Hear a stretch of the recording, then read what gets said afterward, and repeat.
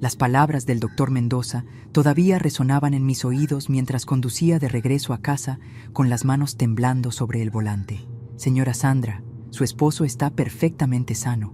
No hay ninguna condición que le impida caminar. Huya de él. 5 años. 1825 días exactamente. Ese era el tiempo que había pasado dedicada en cuerpo y alma a cuidar a Reinaldo, el hombre con quien llevaba 40 años de matrimonio.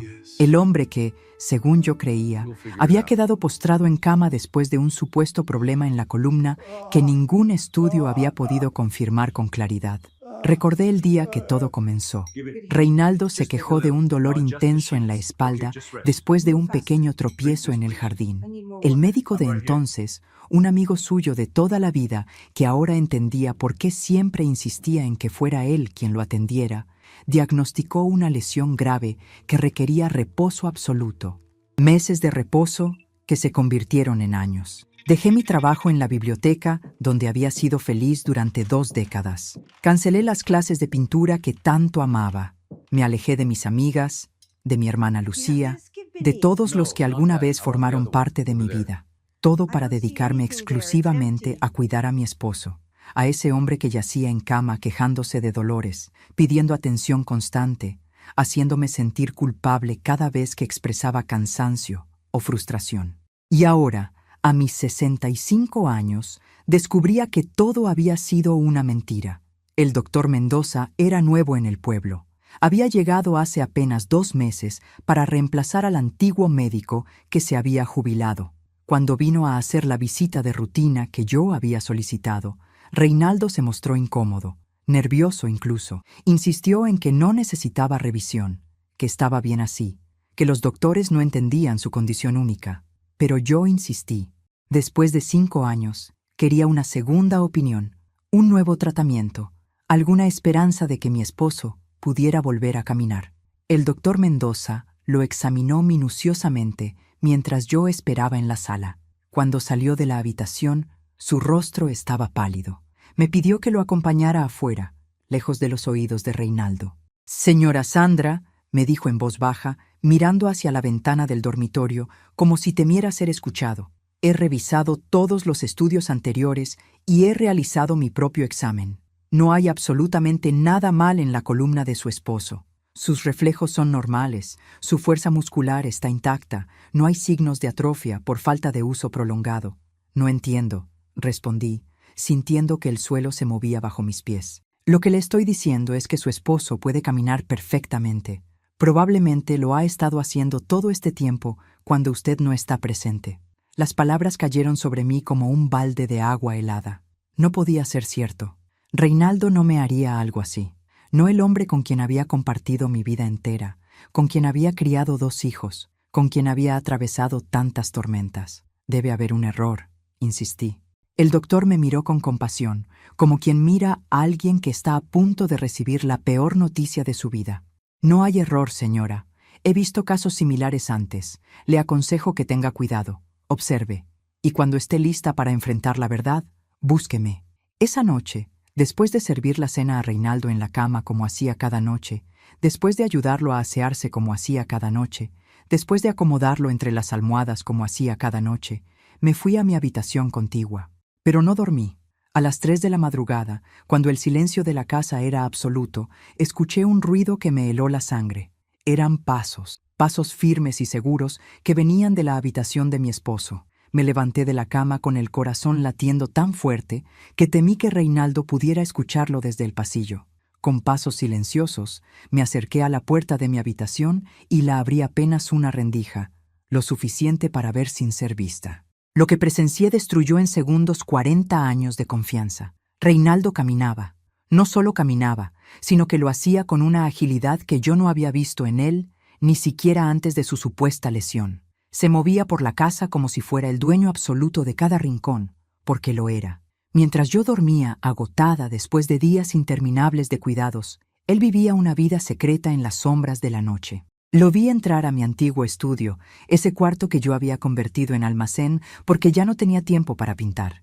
Encendió una pequeña lámpara y se sentó frente al escritorio donde yo solía crear mis acuarelas. Sacó algo del cajón inferior, un cajón que yo creía vacío.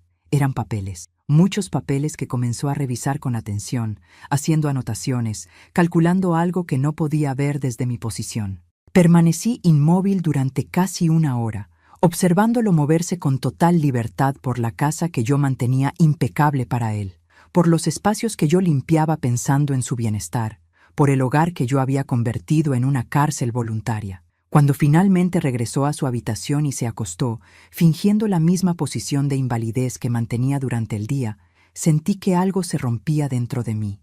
No era solo el corazón, era algo más profundo, más fundamental.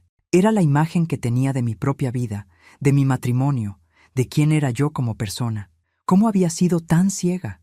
¿Cómo no había notado las señales? ¿Por qué había aceptado sin cuestionar un diagnóstico que nunca tuvo fundamentos sólidos? Pero más importante aún, ¿por qué? ¿Por qué Reinaldo había hecho esto? ¿Qué ganaba manteniéndome atada a su cama, alejada del mundo, dedicada exclusivamente a él? Esa noche no dormí. Me quedé sentada en la oscuridad de mi habitación, repasando los últimos 5 años, buscando pistas que había ignorado, momentos que ahora cobraban un nuevo significado.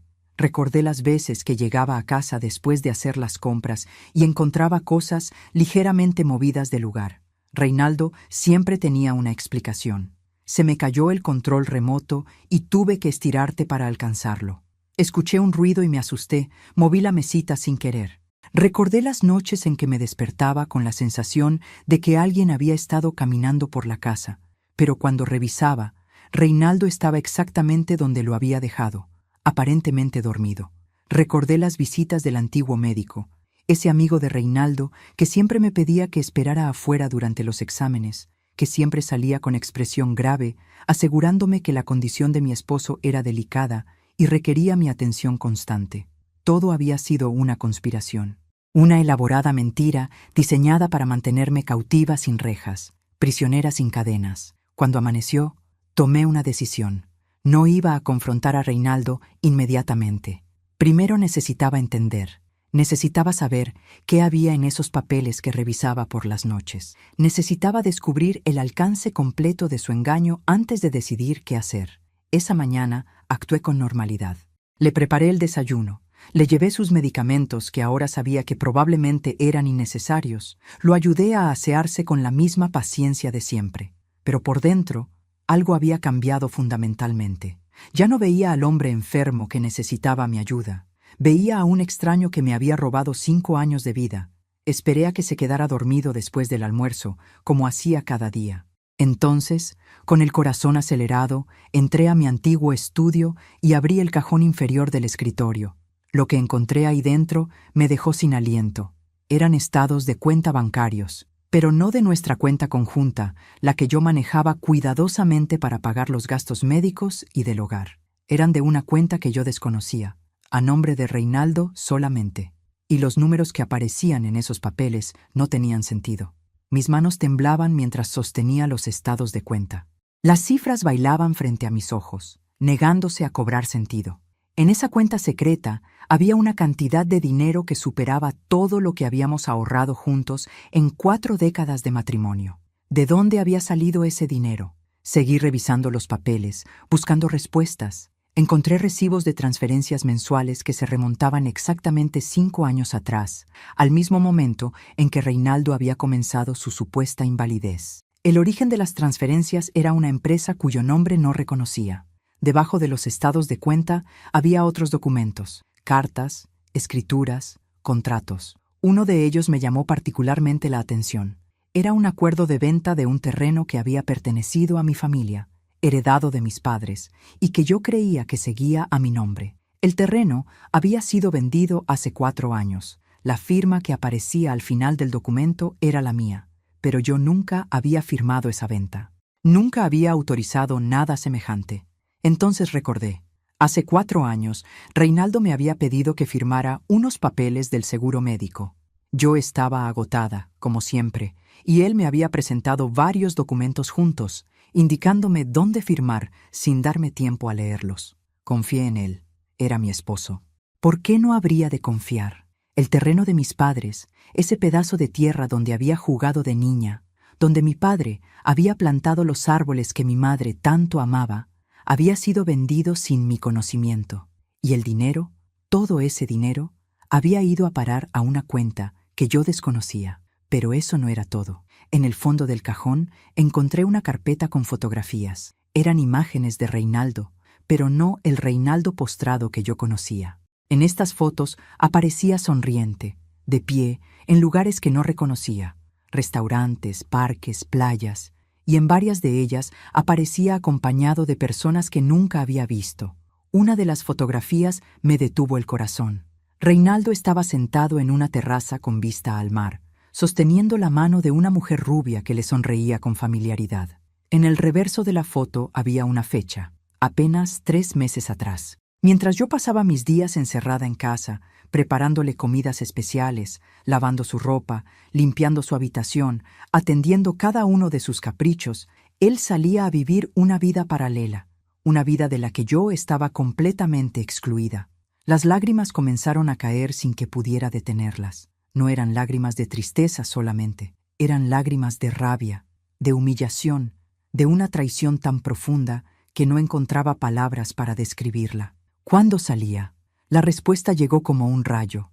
Los martes y jueves por la tarde, cuando mi hermana Lucía venía a visitarme y nos sentábamos en el jardín trasero a conversar. Reinaldo siempre insistía en que cerráramos la puerta de su habitación para no molestarlo con nuestras voces, y nosotras, consideradas, obedecíamos. También los domingos por la mañana, cuando yo iba al mercado. Un viaje que duraba al menos 2 horas, porque Reinaldo tenía una lista específica de alimentos que supuestamente necesitaba para su delicada condición. Había construido un sistema perfecto. Me mantenía ocupada, agotada, aislada. Y mientras yo me consumía cuidándolo, él disfrutaba de libertad, dinero y compañía. Escuché un ruido desde la habitación de Reinaldo. Rápidamente guardé todo en el cajón, exactamente como lo había encontrado, y salí del estudio con el corazón acelerado. «¿Sandra?», llamó su voz desde el dormitorio, con ese tono lastimero que ahora me resultaba repugnante. «Sandra, ¿dónde estás? Necesito agua». Respiré profundamente, componiendo mi expresión antes de entrar a su habitación. «Aquí estoy, Reinaldo. Ya te traigo el agua». Lo miré acostado en esa cama, fingiendo debilidad, y sentí algo que nunca antes había sentido hacia él: desprecio. Pero también entendí algo importante. No podía actuar impulsivamente. Necesitaba un plan. Necesitaba ayuda. Esa noche, mientras Reinaldo dormía, tomé mi teléfono y escribí un mensaje a la única persona en quien podía confiar completamente. «Lucía, necesito verte mañana. Es urgente. Ven sola y no le digas nada a nadie». Mi hermana respondió en segundos: «Estaré ahí a primera hora. ¿Estás bien?». «No», escribí, «pero lo estaré». Lucía llegó a las 8 de la mañana, antes de que Reinaldo despertara de su falso letargo. La vi estacionar su auto frente a la casa y caminar hacia la puerta con esa expresión de preocupación que conocía tan bien. Mi hermana menor, la que siempre había estado ahí, aunque yo me hubiera alejado de ella durante estos 5 años de cautiverio voluntario. La abracé en el umbral de la puerta con una fuerza que la sorprendió. «Sandra, ¿qué pasa? Me asustaste con tu mensaje». «Ven al jardín», susurré. «Necesito contarte algo, pero él no puede escucharnos». Nos sentamos en la banca bajo el viejo nogal que mi padre había plantado cuando éramos niñas, el mismo árbol bajo el cual habíamos compartido secretos de adolescentes, llantos de jóvenes enamoradas y conversaciones de mujeres adultas enfrentando la vida. Ahora, ese árbol sería testigo de la confesión más dolorosa que jamás había hecho. Le conté todo. Las palabras del doctor Mendoza, la vigilia nocturna, los pasos firmes de Reinaldo recorriendo la casa, los documentos en el cajón, la venta del terreno de nuestros padres, las fotografías con la mujer desconocida. Cada revelación salía de mi boca como veneno que necesitaba expulsar.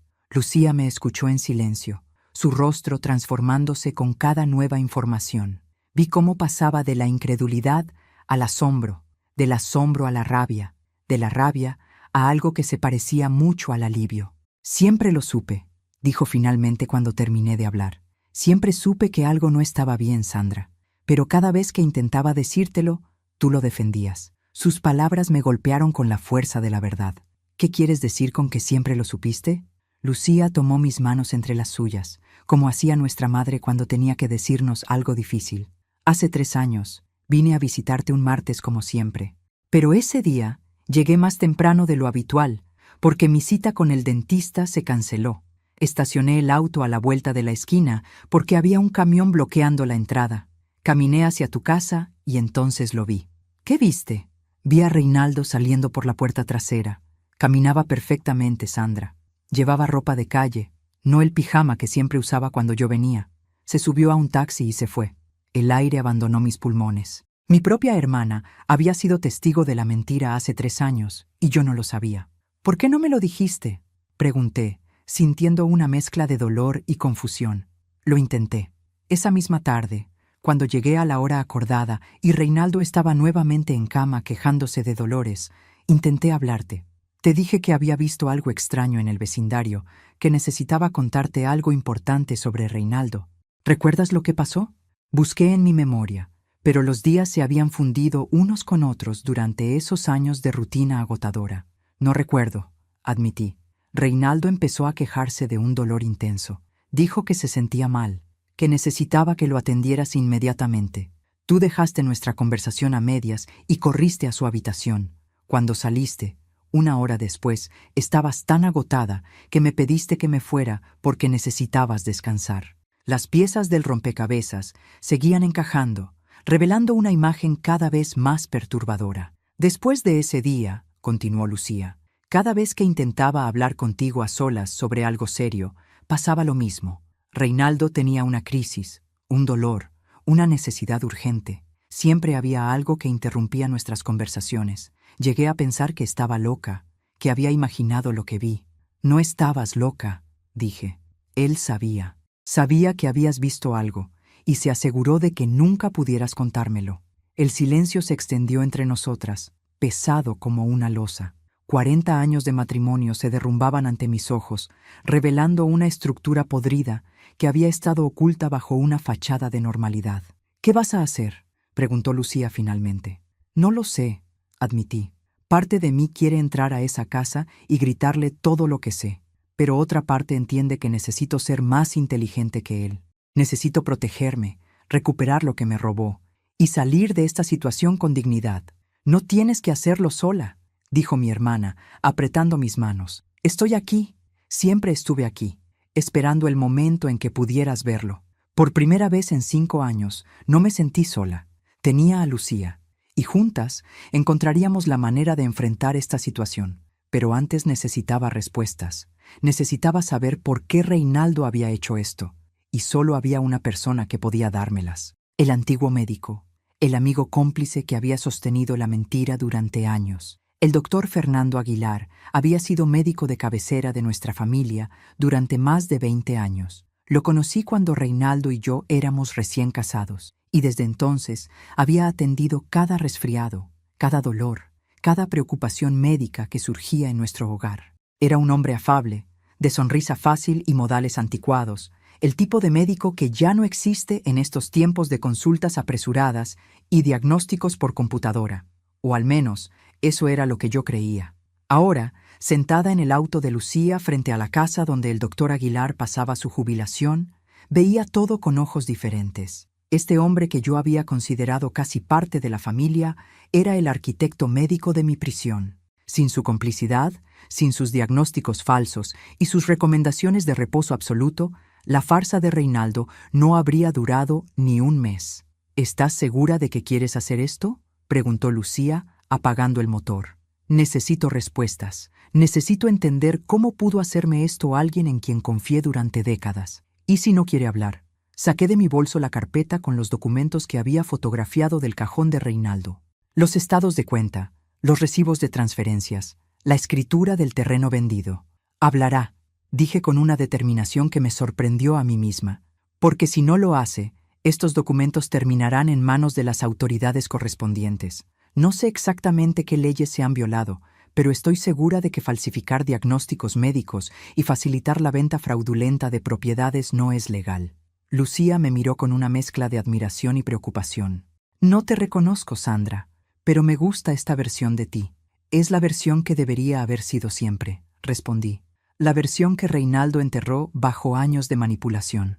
Bajamos del auto y caminamos hacia la puerta de la casa del doctor Aguilar. Era una vivienda modesta, con un jardín descuidado y pintura descascarada en las ventanas. No parecía el hogar de alguien que hubiera recibido pagos sustanciosos por su silencio, pero las apariencias, como yo había aprendido dolorosamente, podían ser engañosas. Toqué el timbre y esperé. Pasaron varios segundos antes de que la puerta se abriera, revelando a un hombre que apenas reconocí. El doctor Aguilar había envejecido dramáticamente desde la última vez que lo vi, hace poco más de 2 meses cuando dejó de atender a Reinaldo. Estaba más delgado, con la piel grisácea y los ojos hundidos, de quien no ha dormido bien en mucho tiempo. «Sandra», dijo, y su voz tembló al pronunciar mi nombre. «Sabía que vendrías. Solo no esperaba que fuera tan pronto». Su reacción me desconcertó. No había sorpresa en su rostro, solo resignación, como si hubiera estado esperando este momento, quizás incluso deseándolo. «Entonces, ¿sabe por qué estoy aquí?», dije. «Lo sé. Pasen, por favor. Hay mucho que necesitan escuchar». Entramos a una sala pequeña y desordenada, llena de libros médicos y fotografías de una época más feliz. El doctor nos indicó que nos sentáramos en un sofá gastado mientras él tomaba asiento frente a nosotras, en una mecedora que crujió bajo su peso. «Antes de que digan nada», comenzó, «quiero que sepan que no espero perdón. Lo que hice es imperdonable, pero necesito que entiendan cómo llegamos hasta aquí». «Tiene 5 minutos», dije fríamente. «Después de eso, decidiré qué hacer con la información que tengo». El doctor asintió, aceptando mis términos. «Conocí a Reinaldo mucho antes de conocerte a ti, Sandra. Éramos amigos desde la adolescencia, crecimos en el mismo barrio, compartimos los mismos sueños de juventud. Cuando él te conoció y se enamoró de ti, fui el primero en saberlo. Estuve en su boda como testigo, fui el padrino de su primer hijo. Nuestra amistad parecía inquebrantable». Escuché en silencio, resistiendo el impulso de interrumpirlo. Hace unos 15 años cometí un error terrible, un error profesional que pudo haberme costado la licencia médica y la carrera. Reinaldo lo descubrió. No sé cómo, pero lo supo, y desde entonces me tuvo en sus manos. «¿Qué tipo de error?», preguntó Lucía. El doctor bajó la mirada, avergonzado. «Diagnostiqué mal a un paciente, un error que tuvo consecuencias graves. Reinaldo consiguió los documentos que probaban mi negligencia y me amenazó con exponerme si no cooperaba con él cuando lo necesitara». «¿Y lo que necesitaba era que mintiera sobre su salud?», pregunté, sintiendo cómo la rabia crecía en mi pecho. Al principio no entendí qué pretendía. Hace 5 años, vino a verme y me pidió que lo diagnosticara con una lesión de columna incapacitante. Le pregunté por qué, y me dijo que tenía sus razones. Cuando me negué, me recordó lo que sabía sobre mí. Me dijo que si no cooperaba, destruiría mi reputación, mi carrera, mi vida. Si te está gustando esta hermosa historia, no olvides dejar tu like y comentar qué te está pareciendo. Ahora volvamos a la historia. «Así que eligió destruir mi vida en lugar de la suya», dije, y mis palabras salieron cargadas de un veneno que no intenté ocultar. «No pensé que llegaría tan lejos», se defendió el doctor, aunque su voz carecía de convicción. «Pensé que sería algo temporal, unos meses quizás. Pero pasaron los años y Reinaldo seguía exigiendo que mantuviera el diagnóstico, que viniera a revisarlo regularmente para que tú no sospecharas, que rechazara cualquier sugerencia de tratamiento o rehabilitación. Y nunca se preguntó por qué. ¿Nunca le importó lo que yo estaba sufriendo mientras cuidaba a un hombre perfectamente sano?» El doctor Aguilar levantó la mirada, y vi en sus ojos algo que se parecía al remordimiento genuino. «Me lo pregunté todos los días, Sandra. Cada vez que venía a tu casa y te veía más delgada, más cansada, más apagada, una parte de mí moría de vergüenza. Pero tenía miedo, miedo de perder todo lo que había construido, miedo de enfrentar las consecuencias de mi error pasado». «El miedo no justifica lo que hizo», intervino Lucía con firmeza. «Sandra perdió 5 años de su vida, dejó su trabajo, sus amistades, sus pasiones. Se convirtió en una prisionera en su propia casa mientras usted y Reinaldo se beneficiaban de su sacrificio. Lo sé, y por eso cuando me jubilé hace 2 meses, sentí alivio. Pensé que al alejarme, al dejar que otro médico tomara el caso, la verdad saldría a la luz sin que yo tuviera que revelarla. Fui cobarde hasta el final. Me levanté del sofá, incapaz de seguir sentada frente a este hombre que había participado en mi destrucción. Necesito saber todo. ¿Por qué Reinaldo hizo esto? ¿Qué ganaba manteniéndome cautiva? El doctor suspiró profundamente antes de responder. Control. Eso es lo que Reinaldo siempre ha querido. Control absoluto sobre todo lo que lo rodea. Pero hay algo más, algo que quizás no sepas. Se levantó con dificultad y caminó hacia un escritorio en la esquina de la sala. Abrió un cajón y sacó un sobre manila que me entregó con manos temblorosas. Hace un año, Reinaldo vino a verme muy alterado. Me dijo que había cometido algunos errores financieros y que necesitaba tiempo para solucionarlos. Me pidió que te mantuviera especialmente ocupada, que me asegurara de que no tuvieras acceso a ninguna información externa. Abrí el sobre y encontré copias de documentos que me helaron la sangre. Eran préstamos, muchos préstamos, todos tomados usando nuestra casa como garantía. Préstamos que yo nunca había autorizado, con firmas que imitaban la mía. No entiendo, dije, sintiendo que el suelo se movía bajo mis pies. ¿Reinaldo hipotecó nuestra casa? Múltiples veces. Según lo que pude averiguar, usó el dinero para inversiones que fracasaron, para mantener un estilo de vida que no podía permitirse, para otras cosas. La mujer de las fotografías, susurré, comprendiendo finalmente. No sé los detalles de su vida personal, dijo el doctor, pero sé que Reinaldo ha estado viviendo una doble vida durante años. La versión que tú conocías, el esposo enfermo y dependiente, era solo una fachada. Una forma de mantenerte ocupada mientras él hacía lo que quería con tu dinero, tus propiedades, tu vida. Lucía se acercó a mí y puso una mano en mi hombro, sosteniéndome mientras el mundo que conocía se desmoronaba pieza por pieza. «¿Hay algo más?», continuó el doctor. «Algo que descubrí hace poco y que fue lo que finalmente me convenció de jubilarme y alejarme de todo esto». «¿Qué más puede haber?», pregunté, sin estar segura de poder soportar otra revelación. «Los préstamos que Reinaldo tomó tienen fechas de vencimiento. El primero vence en 3 meses. Si no se paga, el banco ejecutará la hipoteca y ustedes perderán la casa. Reinaldo lo sabe. Por eso ha estado moviendo dinero, preparándose para algo. No sé exactamente qué planea, pero tengo la sensación de que cuando llegue el momento de enfrentar las consecuencias, él no estará ahí para asumirlas». Las palabras del doctor confirmaban mis peores temores. Reinaldo no solo me había robado 5 años de vida, estaba preparándose para robarme todo lo demás y desaparecer, dejándome con las deudas y la vergüenza. «¿Por qué me cuenta todo esto ahora?», pregunté. «¿Por qué no simplemente quedarse callado como ha hecho durante años?». El doctor Aguilar me miró con ojos llenos de cansancio y arrepentimiento.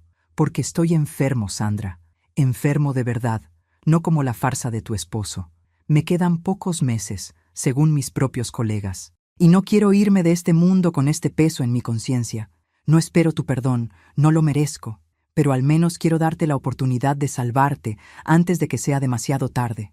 El silencio que siguió fue denso, cargado de emociones que ninguna de nosotras sabía cómo procesar. Miré a este hombre que había sido cómplice de mi destrucción y sentí algo inesperado: lástima. Lástima por alguien que había permitido que el miedo lo convirtiera en un instrumento del mal, que había sacrificado su integridad por proteger una carrera que ahora no significaba nada. «Los documentos que tengo», dije finalmente, «son suficientes para probar lo que Reinaldo ha hecho.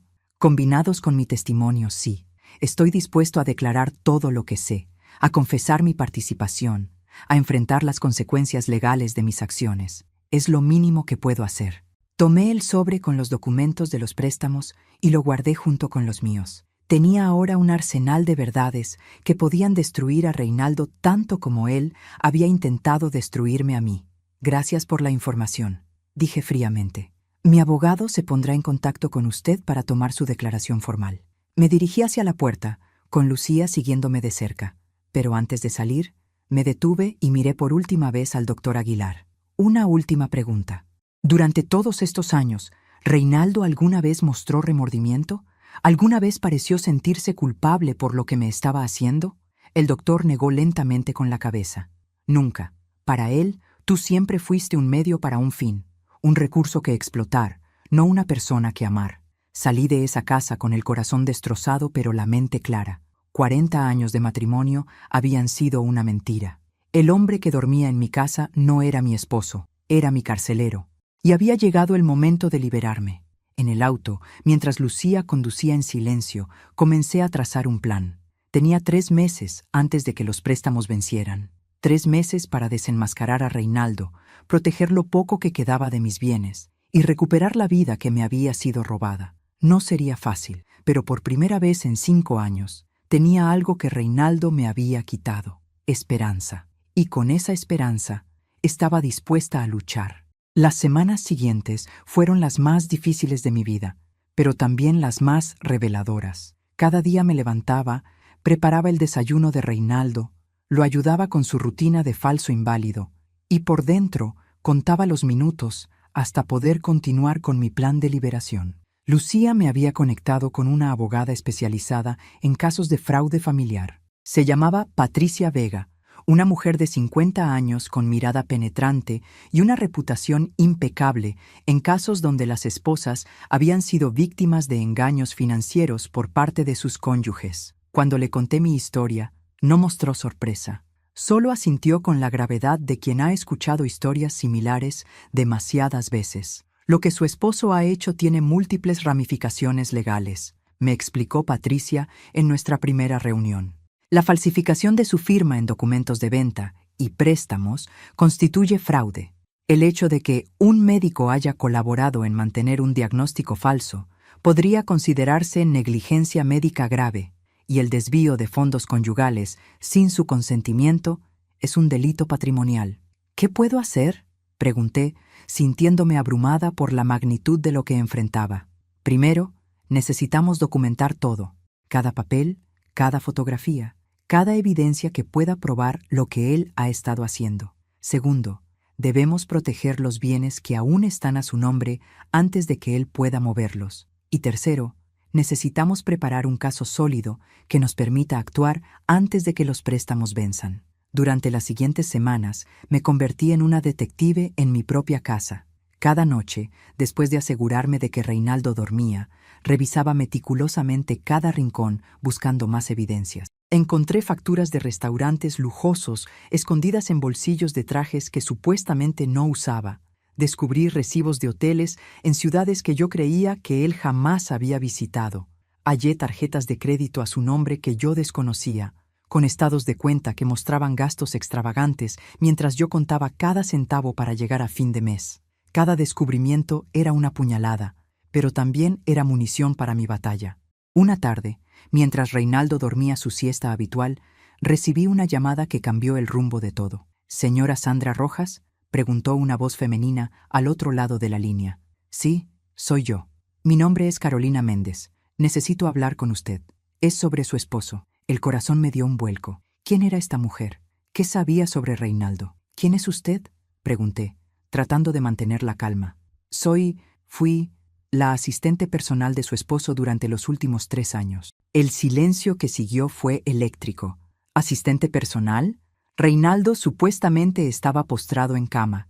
¿Qué clase de hombre enfermo necesitaba una asistente personal? «Necesito verla», continuó Carolina. «Hay cosas que usted debe saber, cosas que no puedo decir por teléfono». Acordamos encontrarnos al día siguiente en una cafetería del centro, lejos de cualquier lugar donde Reinaldo pudiera tener ojos y oídos. Lucía insistió en acompañarme, y yo acepté agradecida. Ya no confiaba en mi capacidad de enfrentar sola las revelaciones que parecían multiplicarse cada día. Carolina resultó ser una mujer joven, de no más de 30 años, con aspecto profesional y ojos que delataban una mezcla de culpa y determinación. Cuando nos sentamos frente a ella en aquella cafetería, pude ver que sus manos temblaban ligeramente mientras sostenía su taza de café. «Gracias por venir», comenzó. «Sé que esto debe ser muy confuso para usted, pero necesito contarle la verdad antes de que sea demasiado tarde». «¿La verdad sobre qué exactamente?», pregunté. Carolina respiró profundamente antes de responder. «Su esposo no es quien usted cree.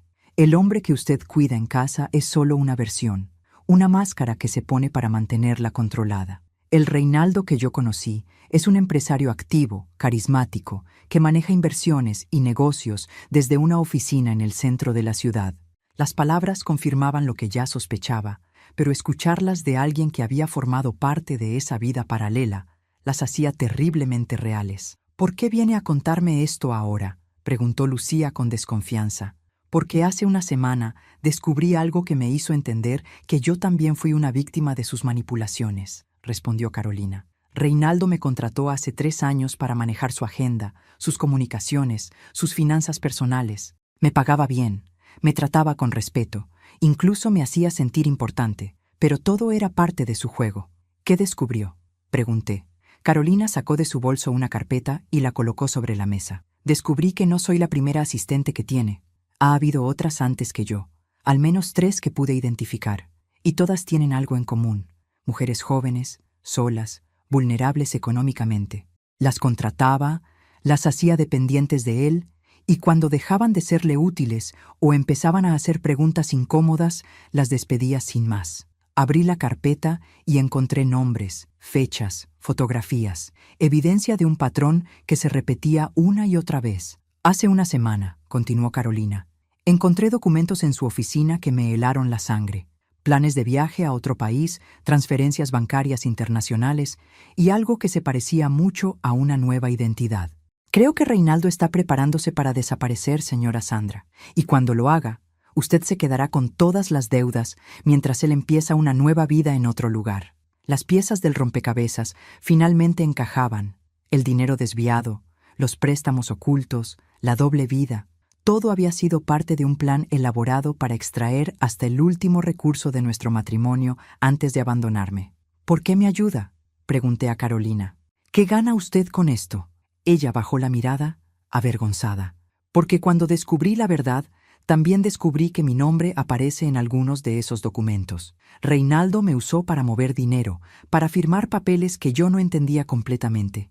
Si él desaparece y todo sale a la luz, yo podría ser acusada de ser su cómplice. Necesito protegerme, pero también necesito hacer lo correcto.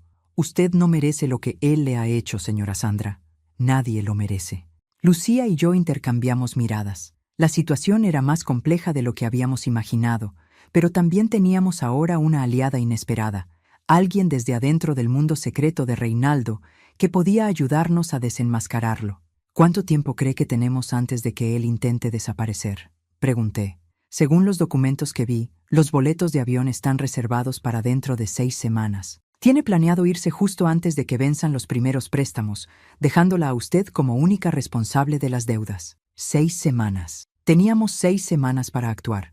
Esa noche, después de regresar a casa y cumplir con mi rutina habitual de atender a Reinaldo, me encerré en el baño y lloré. Pero no eran lágrimas de derrota, eran lágrimas de liberación, de finalmente ver con claridad la realidad que había estado oculta frente a mis ojos durante tantos años. Cuando salí del baño, me miré en el espejo del pasillo. La mujer que me devolvía la mirada ya no era la esposa sumisa y agotada de las últimas semanas. Era alguien diferente, alguien más fuerte, más determinada, más viva. Reinaldo creía que me tenía controlada. Creía que su farsa era perfecta, que su plan estaba funcionando sin obstáculos. No sabía que su castillo de mentiras estaba a punto de derrumbarse, y yo sería quien encendiera la mecha. Al día siguiente, contacté a Patricia con toda la nueva información. Le hablé de Carolina, de los planes de fuga de Reinaldo, de la urgencia de actuar antes de que fuera demasiado tarde. «Tenemos suficiente», dijo Patricia, después de revisar todos los documentos. «Es hora de mover las piezas». «¿Qué significa eso exactamente?», pregunté. «Significa que vamos a congelar las cuentas, bloquear los pasaportes y presentar una demanda que impedirá que Reinaldo mueva un solo centavo más sin autorización judicial. Significa que la farsa termina ahora». Colgué el teléfono sintiendo una mezcla de terror y euforia. Había llegado el momento de la verdad. Y cuando Reinaldo descubriera que su plan había sido descubierto, finalmente vería el rostro de la mujer que él había subestimado durante 40 años. El día que elegimos para actuar fue un martes, irónicamente el mismo día de la semana en que Reinaldo solía escapar de casa mientras yo conversaba con Lucía en el jardín. Pero esta vez, las cosas serían diferentes. A las 9 de la mañana, mientras le servía el desayuno a Reinaldo en su habitación como hacía cada día, un grupo de oficiales judiciales tocó a nuestra puerta. Patricia los acompañaba junto con Lucía, Carolina y el doctor Aguilar, quien había cumplido su promesa de testificar. «¿Qué es esto?», preguntó Reinaldo desde su cama, manteniendo la farsa hasta el último segundo. «Sandra, ¿quiénes son estas personas?». Me quedé de pie junto a la puerta, observando al hombre con quien había compartido 40 años de mi vida. El hombre que me había jurado amor eterno frente a un altar, que había sostenido mi mano cuando nacieron nuestros hijos, que había dormido a mi lado durante miles de noches. El hombre que había convertido todo eso en una mentira. Se acabó, Reinaldo, dije con una calma que me sorprendió. Ya no tienes que fingir. Por un momento, vi pánico en sus ojos. Ese destello fugaz de terror que aparece cuando alguien se da cuenta de que ha sido descubierto. Pero Reinaldo siempre había sido un actor consumado, y rápidamente compuso su expresión en una de confusión inocente. No sé de qué hablas, Sandra. Estoy enfermo, lo sabes. El doctor Aguilar puede confirmarlo. El doctor Aguilar está aquí precisamente para lo contrario, intervino Patricia. Está aquí para declarar que su supuesta enfermedad ha sido una farsa desde el principio, una farsa en la que usted lo obligó a participar mediante chantaje. Reinaldo miró al doctor con ojos que destilaban furia. Fernando, ¿qué les has dicho? Teníamos un acuerdo. El acuerdo terminó, respondió el doctor con voz débil pero firme. Ya no puedo seguir siendo parte de esto. No quiero irme de este mundo con tu mentira sobre mi conciencia. Los oficiales se acercaron a la cama con documentos que detallaban las órdenes judiciales: congelamiento de cuentas, embargo preventivo de bienes, prohibición de salida del país. Todo lo que Patricia había preparado meticulosamente durante las últimas semanas. Fue entonces cuando Reinaldo dejó caer la máscara completamente. Se levantó de la cama de un solo movimiento, con una agilidad que habría sido imposible para alguien realmente enfermo. Su rostro se transformó, la expresión de víctima indefensa reemplazada por algo duro, frío, completamente desconocido para mí. «Eres más lista de lo que pensé», dijo, mirándome directamente. «Debí haberte vigilado más de cerca». «¿Vigilarme?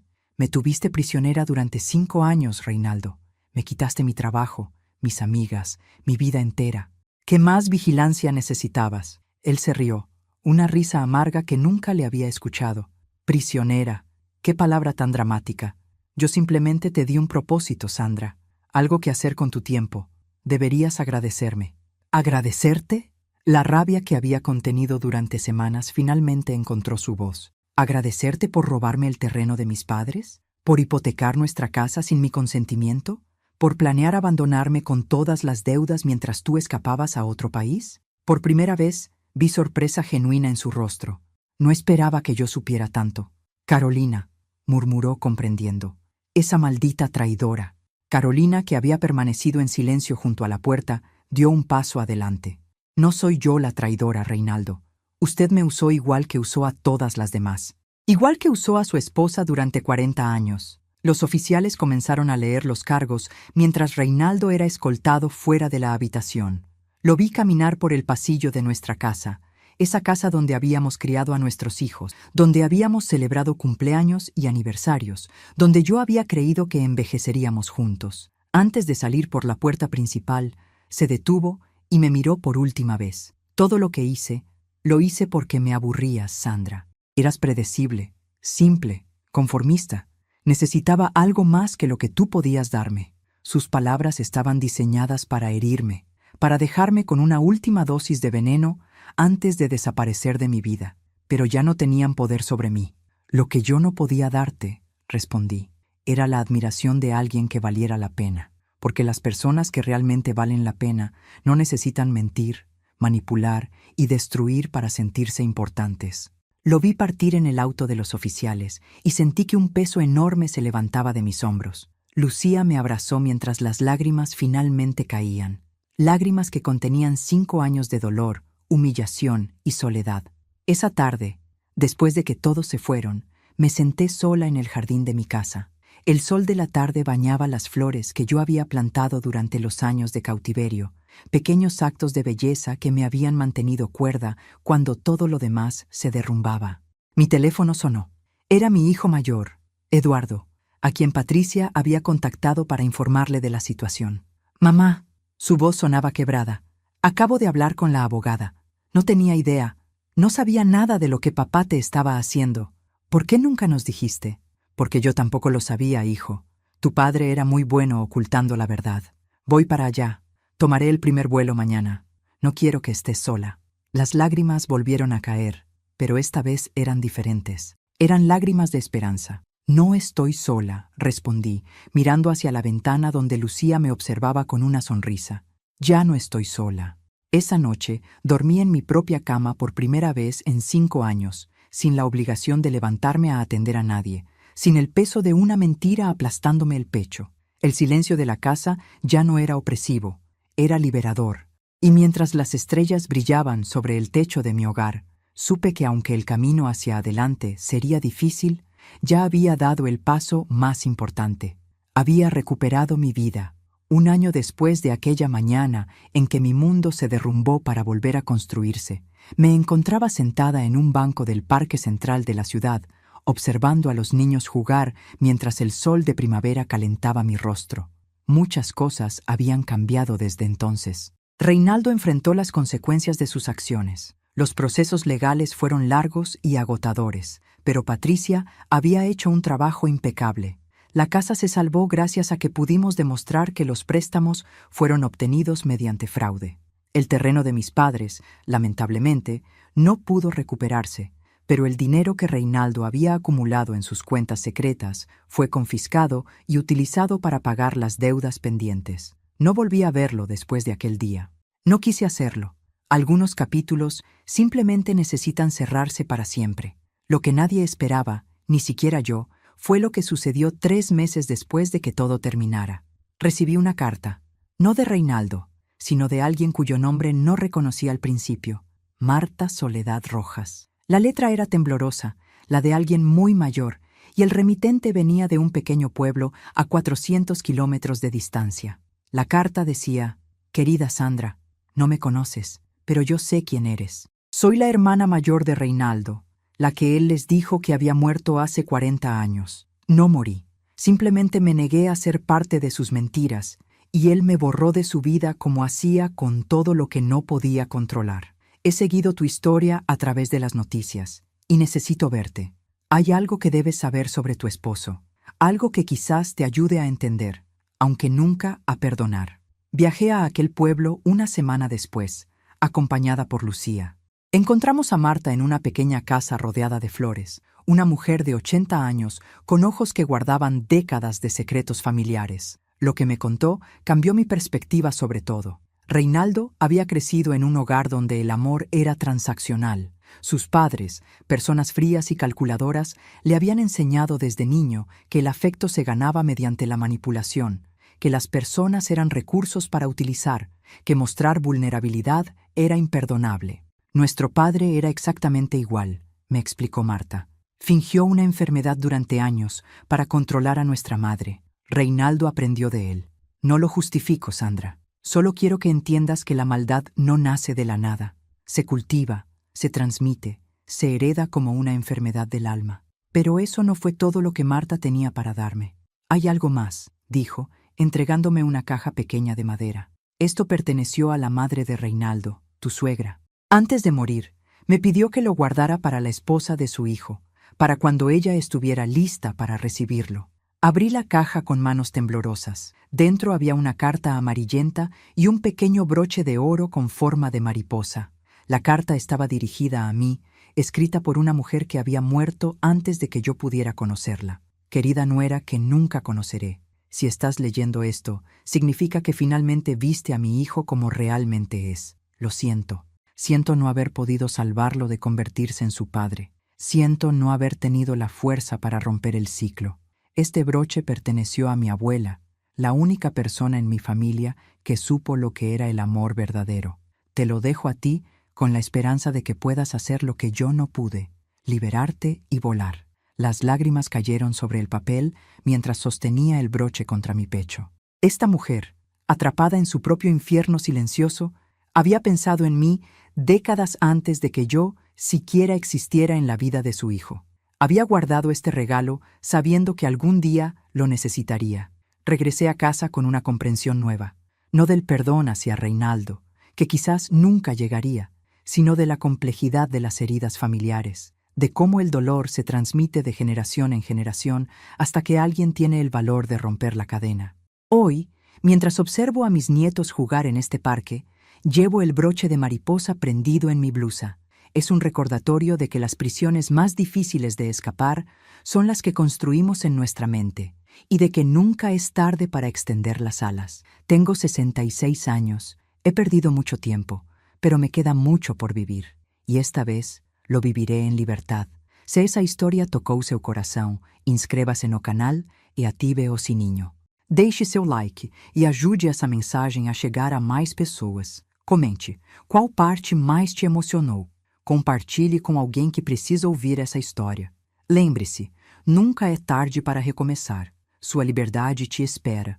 Aviso: obra 100% fictícia.